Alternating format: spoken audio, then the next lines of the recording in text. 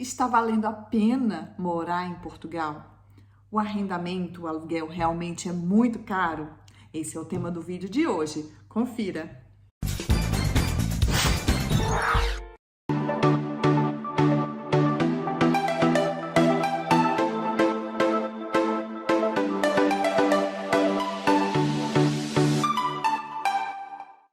Está valendo a pena morar em Portugal? Esse ano de 2023, né? Final do ano de 2023? É uma pergunta muito complexa. Mas essa foi uma pergunta que eu fiz, né, no YouTube, quando estava pensando em vir morar aqui. E na ocasião assisti vários vídeos, ouvi várias opiniões. E era muito constante a questão do arrendamento ou aluguel, né, como a gente chama no Brasil. Eu, por exemplo, estou num apartamento que eu arrendei, ó, vocês podem ver, já mostrei ele aqui no canal e também mostrei lá no Instagram. Depois me sigam lá pelo Instagram, Passos pelo Mundo _, porque lá eu mostro toda a minha experiência aqui em Portugal em tempo real, né? Todos os dias com muitos stories, né? E aqui no YouTube eu aprofundo mais os conteúdos.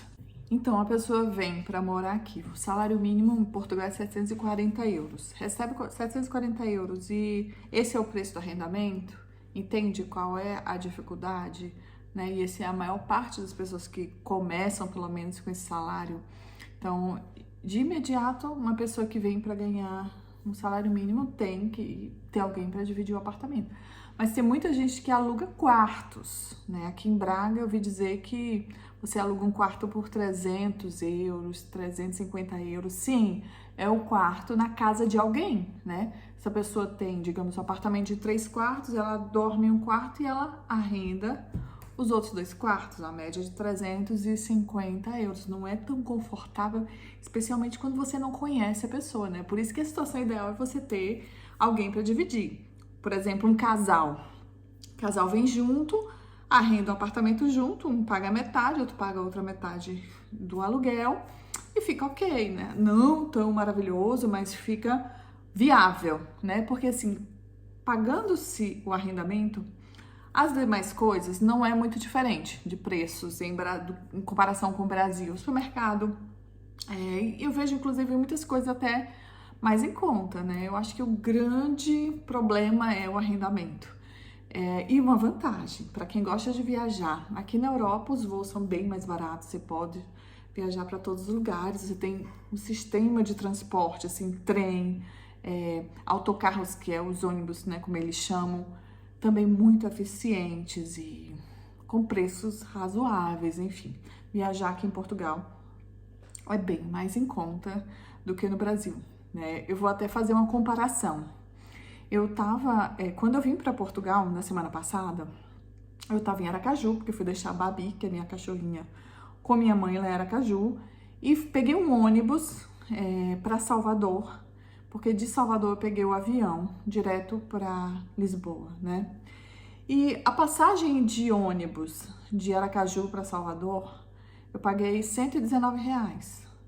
A passagem de ônibus de Lisboa para Braga, que é razoavelmente a mesma distância, pelo menos é o mesmo tempo de deslocamento, foi R$49 pela Flixbus, né? Então, assim, você vê que a diferença é muito grande, né?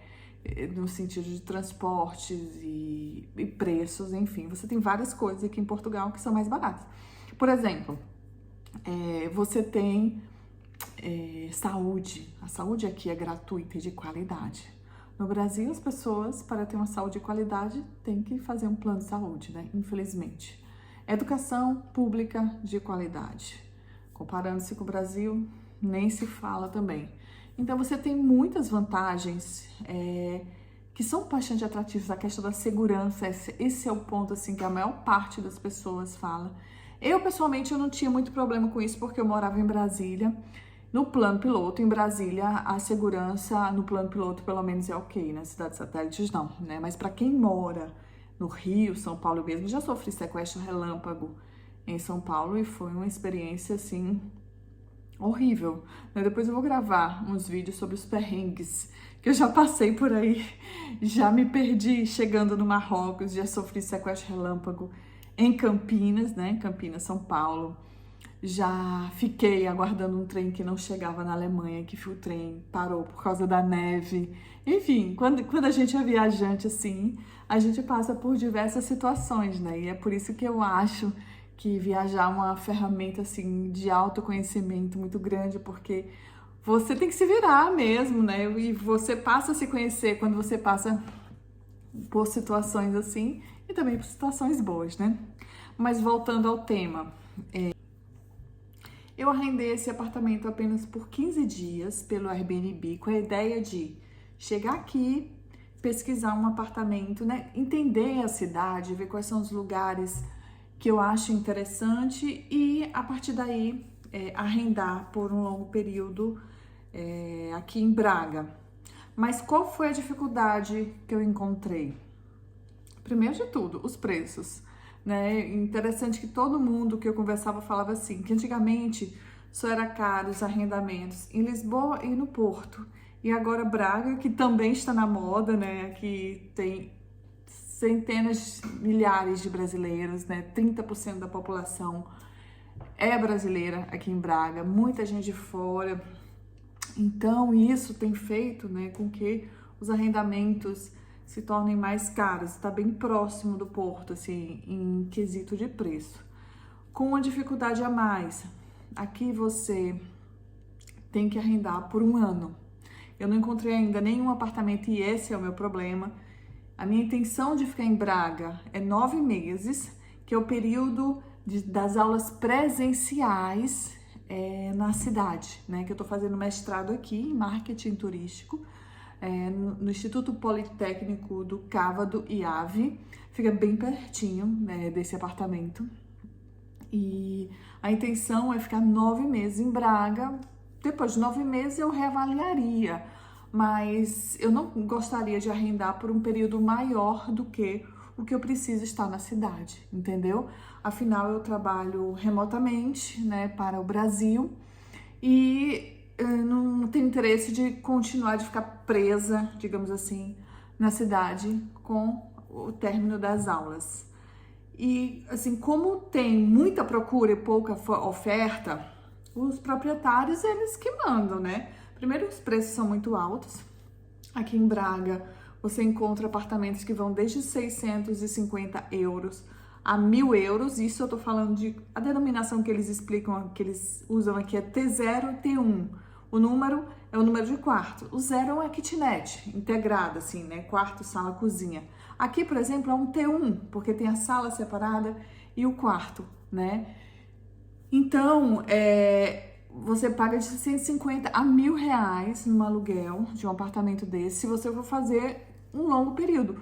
No Porto, você não acha de 650, mas eu encontrei de 750 a 1.200, mais ou menos, um apartamento com as mesmas características.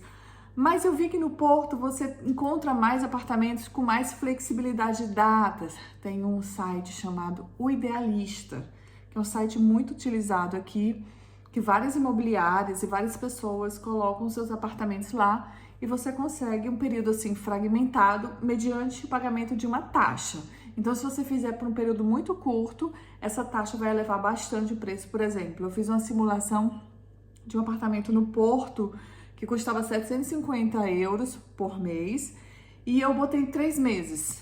Só que a taxa foi para 545.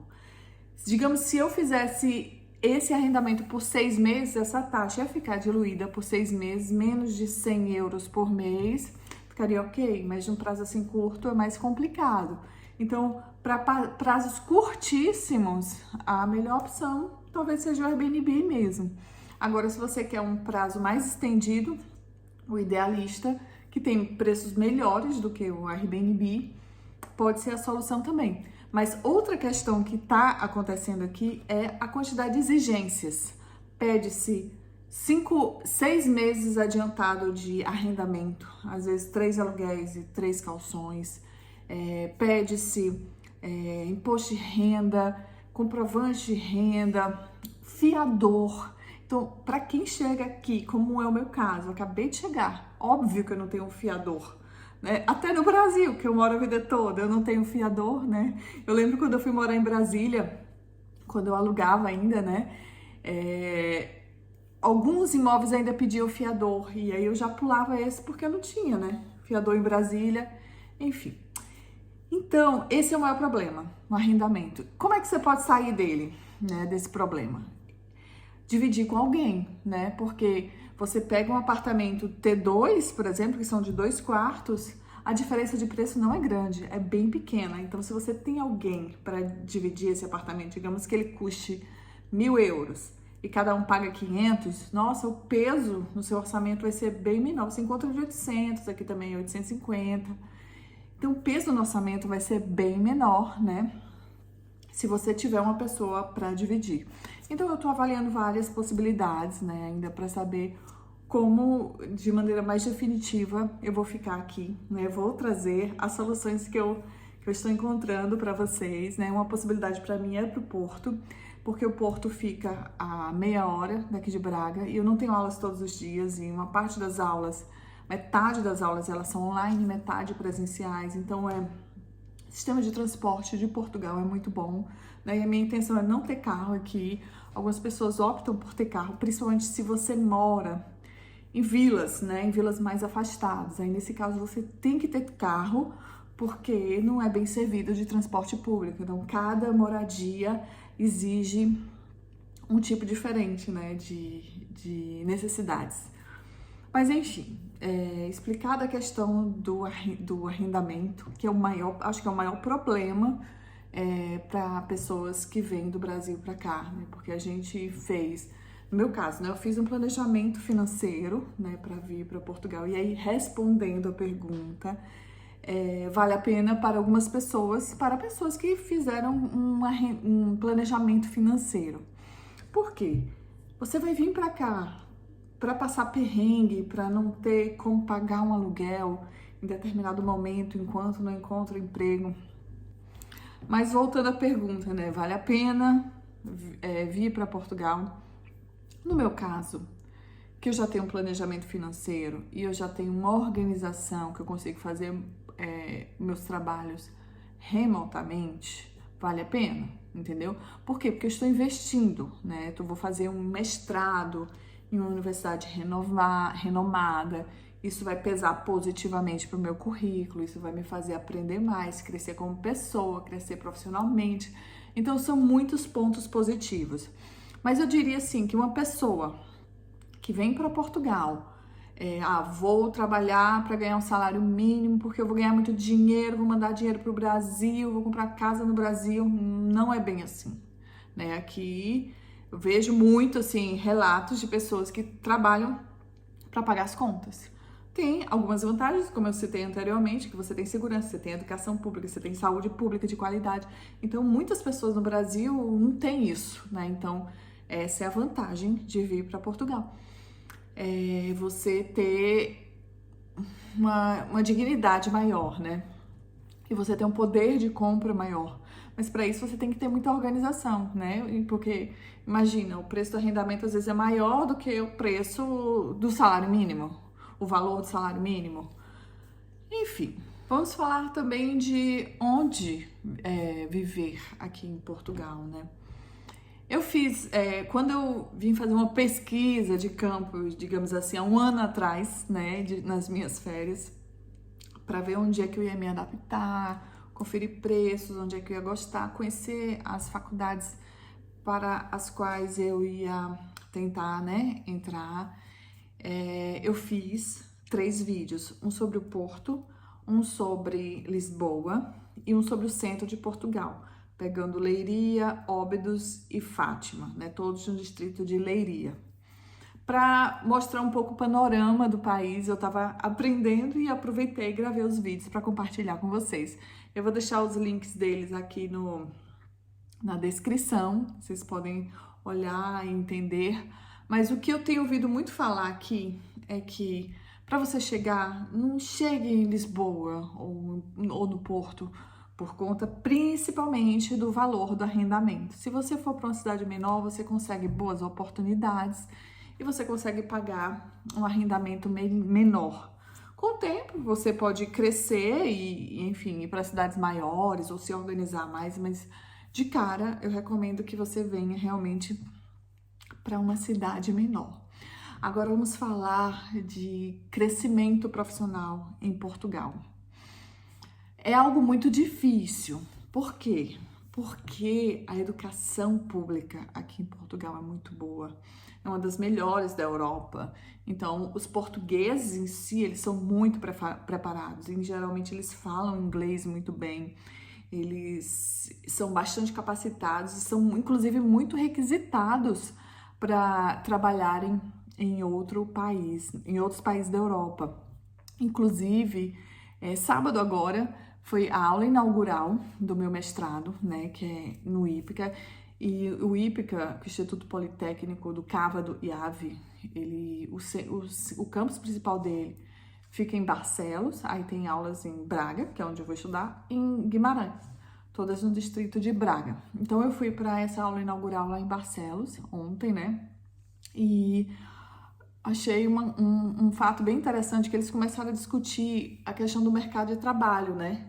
E o que está acontecendo com o português hoje? Por eles serem muito bem capacitados, eles acabam deixando o país e o país vive uma crise assim porque gasta muito com a formação desses profissionais e os portugueses capacitados acabam indo trabalhar em outro país, né? Na Inglaterra, na Alemanha, porque lá eles pagam um salário 2, 3 vezes maior, né? Eles falam inglês, né? Muito bem, então eles não têm essa dificuldade, essa barreira da língua. E até um dos alunos fez uma pergunta assim que eu achei bem interessante. E eu achei que isso, inclusive, tem muito a ver com a nossa situação no Brasil. Uma pessoa perguntou assim: por que o português ele não é considerado produtivo, né? Ele tem uma produtividade mais baixa em Portugal e quando ele vai para o exterior, ele tem uma produtividade mais alta, ele se equipara aos demais. E aí, as pessoas que estavam na mesa, né, responderam assim que o problema não é a capacidade do português, é todo um ecossistema, né? E aí acaba que quando esse mesmo português vai para a Alemanha, por exemplo, ele se destaca, ele cresce. Foi um debate bem interessante. Eu acho isso muito parecido com o Brasil, né? Quantos brasileiros saem do Brasil e conseguem crescer bastante fora, e no Brasil se sente um pouco travado. Então, percebe-se que a situação de Portugal não é muito diferente da do Brasil. Mas eu diria que, para pessoas que querem questão de sobrevivência mesmo, tem essa situação da saúde, da educação, da segurança serem bem superiores, mas realmente não é fácil. Não é fácil aqui, como não é fácil no Brasil. É muita coisa para pesar, né? E considerar exatamente o que eu falei no começo do vídeo, a questão do arrendamento, que aumentou muito nos últimos 2 anos, e principalmente nesse último ano, disparou. Isso porque Portugal tá na moda, não é só brasileiro que tá vindo para cá, inglês, americano. E aí porque você tem um país que tem uma boa comida, né? A comida de Portugal é maravilhosa, né? Que tem um clima mais ameno, né? Porque para nós brasileiros é frio, né? Especialmente aqui em Braga, que é bem no extremo norte, é uma das cidades mais frias. Mas para americanos, para ingleses, para alemães, é quente. Então, boa comida, quente, mais barato. Hoje, muita gente trabalhando remotamente. Então, Portugal está sendo um hub tem investido bastante nisso também, um hub de nômades digitais. Estourou no turismo também, né? Porque existe um ranking de países e de cidades turísticas e Portugal está em primeiro lugar, a cidade do Porto, em primeiro lugar como destino de cidade. Já publiquei um vídeo bem bacana sobre isso no meu Instagram, depois vocês confiram lá, né? Que é considerado o melhor destino de cidade do mundo, a cidade do Porto. Então, toda essa onda em torno de Portugal está fazendo com que muita gente venha para cá, não só turistas, como pessoas que vêm morar, aposentados também, a quantidade de aposentados. Eu não tive no Algarve, pretendo ir, mas dizem que o Algarve, você hoje fala mais inglês do que português, tá cheio de inglês, de alemão, de americano lá morando, né? E a região mais quente, né? Porque é bem no extremo sul do país. Inclusive, quando eu estava pesquisando para saber para onde via, e eu queria fazer o mestrado em marketing turístico, eu achei em 3 lugares, aqui em Braga, em Peniche, distrito de Leiria, que foi um dos que eu visitei, e no Algarve, na Universidade do Algarve.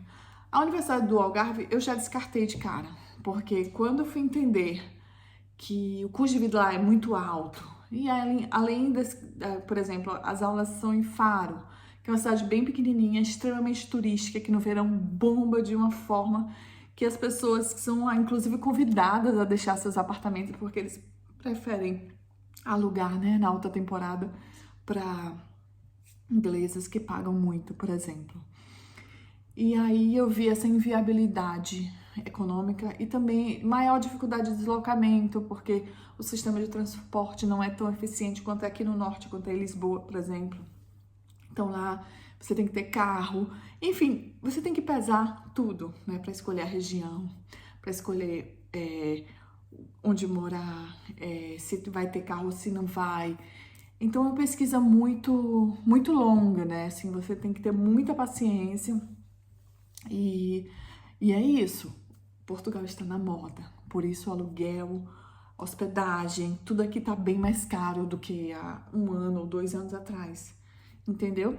Bom, gente, essa era a contribuição que eu trouxe para vocês.